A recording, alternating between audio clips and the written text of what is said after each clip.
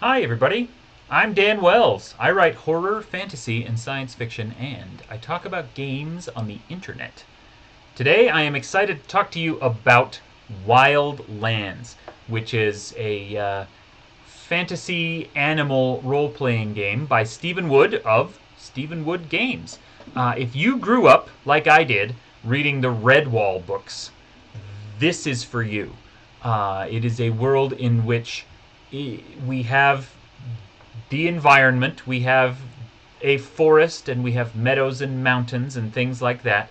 But rather than human beings, or elves, or dwarves, or orcs, or anything, all of the people are animals, little woodland animals. And so you can kind of see here in the thing, and then if I lean over, you can see behind me. There's a mole. There's a badger. Back here, there's like a rabbit with a bow. Um, Kind of like Disney's Robin Hood, kind of like Redwall. Uh, the idea that all these little woodland creatures have their own kind of medieval fantasy society filled with adventure and magic. It's something that I absolutely adore, and I was so excited to stumble across this game that hits all of those notes for me. I think it's fantastic. So let's get into this and show you a little bit about what this game is and what it can do.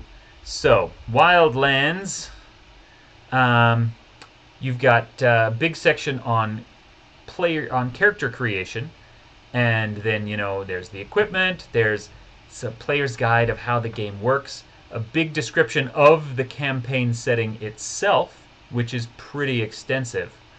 A bestiary, which is very complete with lots of bad guys to fight, and it's wonderful. And then actual treasure things that you can find at the end.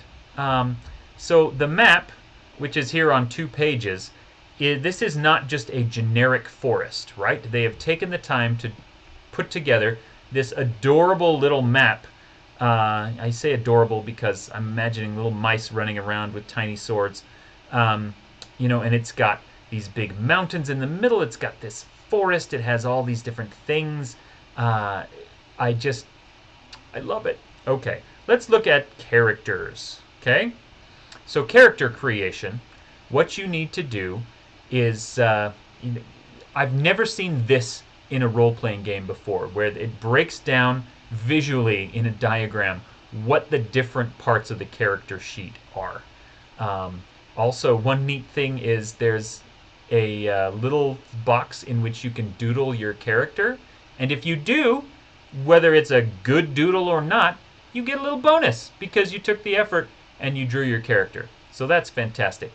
The playable critters include voles, mice, moles, badgers, squirrels, rabbits, and otters. But there's even more than that.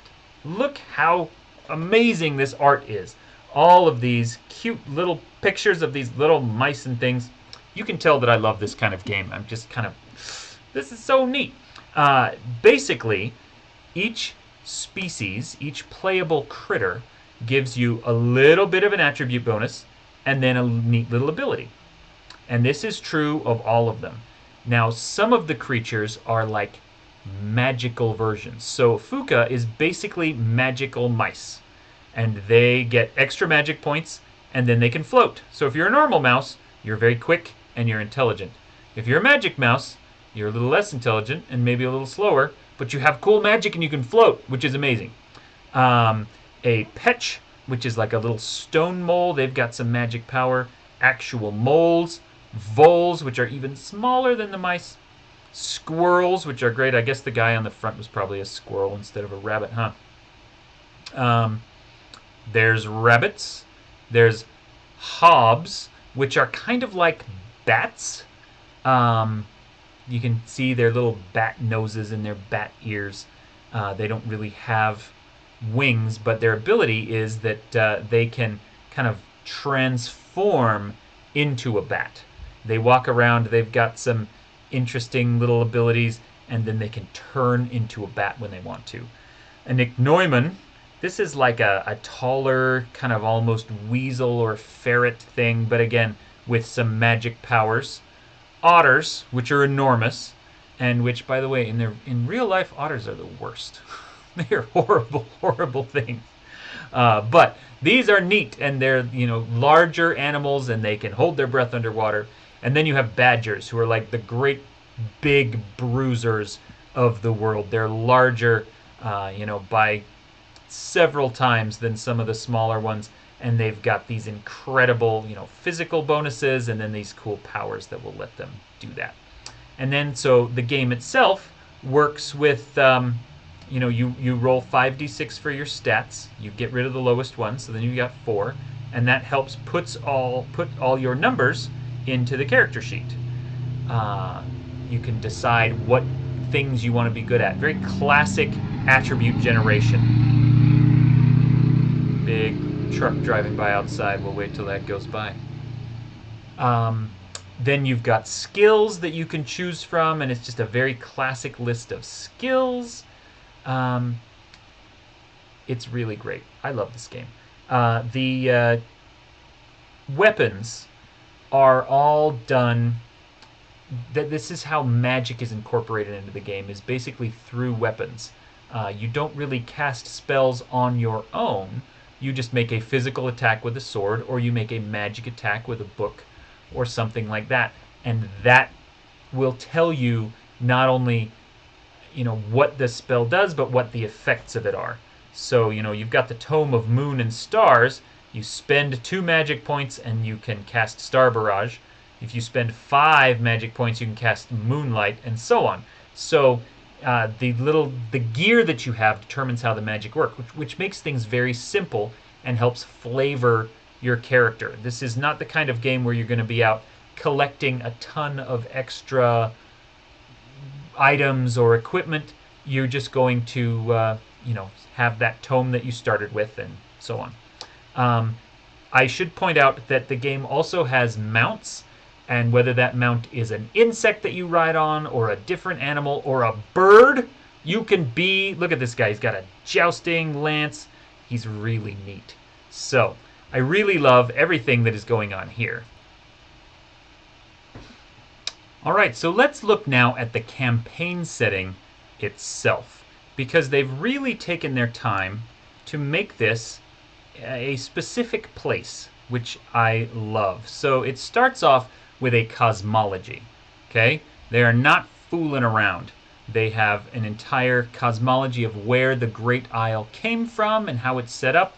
They have a pantheon of gods, that are depicted here as kind of constellations of how they work together, what they do. And then it goes through, talks about each of those, and then it talks about the locations. And in each case, it's going to say, here's what the location is. Here are some notable critters that live there. You get some neat art of some of them.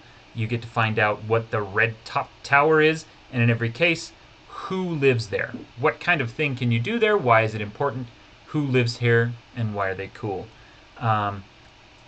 Eventually you get to organizations, which is where you're going to find different kind of paladin orders, or groups that patrol the wastes or that follow the forest. There's colleges of magic, and so if you wanted to just pick this up and say, well, we are going to have a fantasy adventure with some cute little animals, you could do that. If you wanted something more involved, with an actual setting, with actual background, and something for a larger campaign, this is all here for you. I can't say enough about this. Anyway, let's take a look. Oh yeah, here's where it takes a look at some of the mounts, which is really neat. They've got giant insects and birds and things like that. Let's take a look at the Bestiary, which is the bad guys, the monsters that you fight. They've got aquatic ones. If you fall into a river, you could get eaten by this big eel and all these little fishy things. This aquatic horror that's clearly like a mantis shrimp. And then a big nasty turtle and an octopus. Now, up on land, some of these are monsters. These are just bandits. You want to run your critters up against some NPCs, some intelligent foes instead of just some monsters. They've got that. They've got all these things. They got a frost warg, a thunder lynx. Can you imagine how big a lynx would be compared to these other things? That would be terrifying. And then they've got these little magic lizards. They've got actual full-on demons, so that your mouse archer can shoot at actual demons, which I think is great. It's not only woodland creatures. Shadow birds, and this is taking a while to load. Come on, buddy. Get it together. There we go. Mountain drakes. There are dragons that you can fight. Mountain drakes or river drakes or different things like that. The lowland drake is this fat little thing that I think is very cute. I think this whole game is cute. There's elementals for them to fight against. My computer's running so slow today. Earth elemental. Look at that guy. There are plant people, little fungi folk, and then we get into the fae. There are wisps. There are goblins. There is everything that you could possibly want. Like I said in the beginning, the bestiary section is incredibly complete. It has so many bad guys in it. Don't blame the game for my super slow computer that is not showing you what a knoll looks like. Anyway, Wildlands is really cool. It's difficult for me to explain how much I love it without just kind of gushing about Redwall. But that is why I love this. It gives you a chance to, do that kind of story, which is surprisingly uncommon in the world of role-playing. And now there's going to be a bunch of comments like, well, what about this one? What about this one? Wildlands is a really great one. And the art, as you can see, is fantastic. The game setting, the game system is very simple and easy to play. It's just a really great game. And I want you all to go pick it up. And I want you to be a squirrel with a bow who fights dragons and slays them and becomes a hero to all the little people in his woodland village. Like, if that excites you, then I don't need to say anything else about this game. You know exactly why it is awesome. And if that doesn't excite you, then I want you to go read Redwall, and then you will be excited, and then you will come back and you will buy this game. So, anyway, Wildlands by Stephen Wood Games. It's great. You're great. I'm Dan Wells, and you are awesome.